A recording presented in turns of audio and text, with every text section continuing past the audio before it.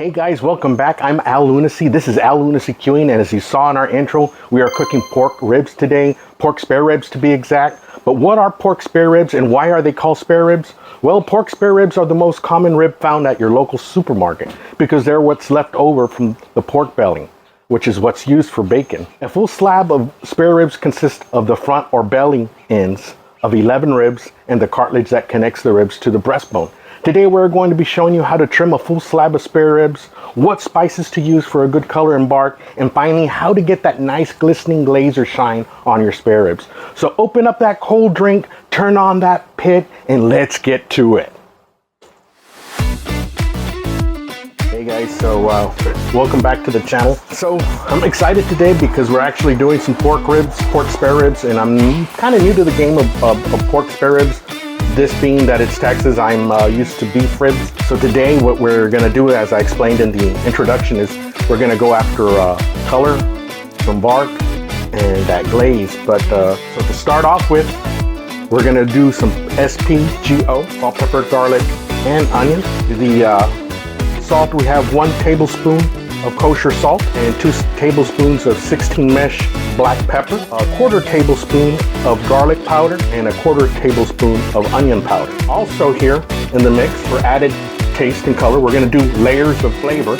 So this is how we're starting. 1 tablespoon of paprika, so that's for the color, a 1/4 tablespoon of cumin, and red pepper and chili powder. So that's a 1/4 tablespoon of each of the latter. Go ahead and mix that up here in our bowl before we start to do our prep.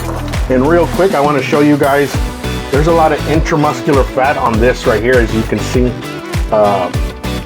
on this piece of rib. Look for a rib that's like that has a lot of intramuscular fat. These fat patches are okay, but the intramuscular fat is what you're looking for. So let's go ahead and flip it on its backside. So you see our rib here has a lot of these flaps here. We're gonna have to get rid of those. But the first thing you want to start with is a chine bone, and that's this bone right here. You see it? That's a big piece of bone. That's the first thing that's going to go. And what I'm going to do is cut the rib, and then I'm going to put its parts close by to the center core of the meat so you guys can see exactly what I did. Okay guys, so let me explain exactly what happened here. This is a chine bone that we're talking about, and this was kind of like an L shape. So if you see that this bone here, there was an extra bone in there, so actually before removing the chine bone I had to do an L shape this way and then move it this way. So that's removed. And here we have the thin parts that were in the bottom part of the rib, and then right up here is the also thin parts that was flapping. Squared it a little bit off on that hump that we see on the spare rib, and underneath this was a skirt steak, very small skirt steak this one had, but we just went ahead and scored a little bit of the back there. We left the fat on. We're going to go ahead and leave it that way. But other than that, I think we're ready to go.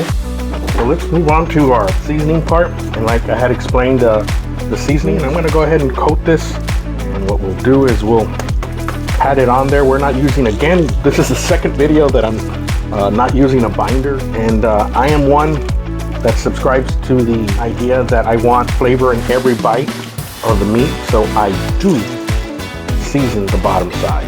Good to have flavor in every bit and part. Speaking of which, I'm just about ready for a beer, so as soon as we get our fire started, I'm going to crack open a beer, and I'll drink one with you guys if you guys are drinking while watching this video. It just makes things more entertaining, I guess. But I think we're ready. I'm going to get you guys in on a close-up. So as you can see, we got an even coat of this seasoning everywhere. So let's get this on our pan here, and I'll put it in the fridge, and let's start up the old country Pecos.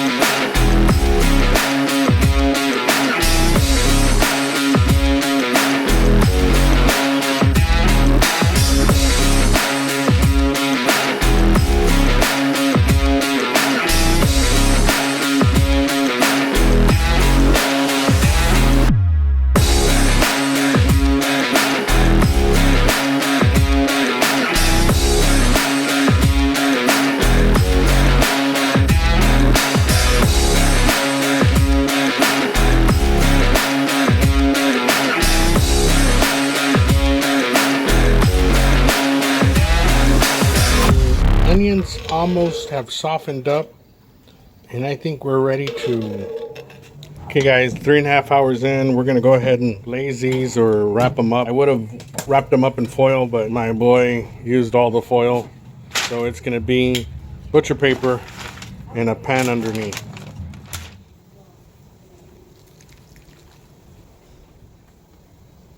All sealed up guys, so we're gonna put it back in the pan and wait till it hits 200 and some. One thing I like doing is leaving a split right up off to the side, and when I add a new split, and then that one will go in, and then I'll put a new split there, and it ignites within seconds. 201, almost 202. We'll give it a few minutes and pull them out. Got them out guys, put them here to rest. We'll give it a few minutes, then we'll slice them up on the cutting board. Open it up and let's put it on the cutting board. Look at this. I'll tell you.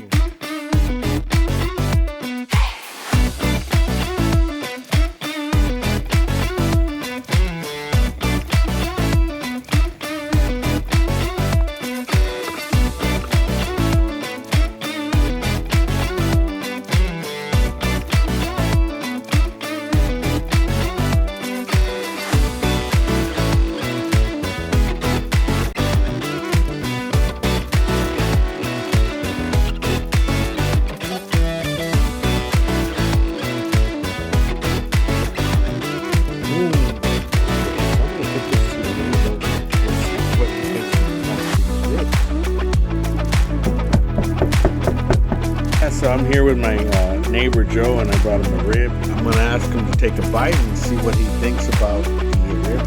Go ahead, Joe. Take a bite. Damn, very tasty, very soft, tender. Man, this is the best ribs I've had in a long time. Oh yeah, very good, very good. Why don't you give it another bite there on the center seat? Oh my God, Yes, delicious. Clean off the bone right there. Very well cooked. So there it is guys, probably my third time making spare ribs, so I'm still perfecting it. Let me know how you guys make these at home on the comments. We'd love to hear your ideas. If you haven't subscribed yet, it'd be cool if you do. Thanks for watching, and as always, we'll see you on the next one.